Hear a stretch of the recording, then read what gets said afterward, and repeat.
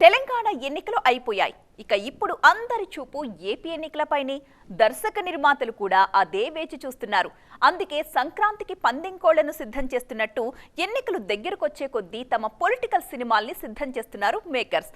Political heat వాడుకుంటూ కొందరేమో direct attack చేస్తుంటే ఇంకొందరు అనుకూలంగా సినిమాలు చేస్తున్నారు. ఇండస్ట్రీలో పొలిటికల్ సీజన్ నడుస్తోంది. ఇప్పుడు తెలంగాణ ఎన్నికలు అయిపోయినా ఏపీ ఎన్నికలపై ఫోకస్ చేస్తున్నారు దర్శకులు. తాజాగా యాత్ర 2తో పాటు మరో 2-3 సినిమాలు కూడా ఎన్నికల కాన్సెప్ట్తోనే వస్తున్నాయి. 2019 ఎన్నికలకు ముందు యాత్ర సినిమాతో వచ్చిన మహి రాఘవ్ 2024 ఎన్నికలకు ముందు యాత్ర 2తో రాబోతున్నారు. మమ్ముట్టి హీరోగా వచ్చిన యాత్రలో దివంగత నేత వైఎస్ రాజశేఖర రెడ్డి పాదయాత్రను చూపించారు మహి. యాత్ర 2లో వైఎస్ జగన్ పాదయాత్రను చూపించబోతున్నారు మహి. అలాగే వర్మ వ్యూహం అంటూ వైఎస్ జగన్ కు సపోర్టుగా ఓ సినిమా చేస్తున్నారు. దీని షూటింగ్ పూర్తయింది. డిసెంబర్ 29న విడుదల కానుంది వ్యూహం. శపథం పేరుతో వ్యూహానికి సీక్వెల్ కూడా సిద్ధం చేస్తున్నారు వర్మ. జనవరి 25న ఈ సినిమా విడుదల కానుంది.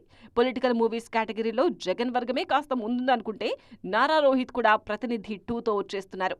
జర్నలిస్ట్ మూర్తి ఈ సినిమాకు దర్శకుడు. వ్యూహం, శపథం, యాత్ర 2 ఓ పార్టీకి సపోర్ట్ చేస్తుంటే మరో పార్టీ నుంచి ప్రతినిధి వస్తున్నాడు. మరి వీటిలో ఏది ఎలక్షన్ మూమెంట్ ను క్యాచ్ చేసుకుంటుందో చూడాలి.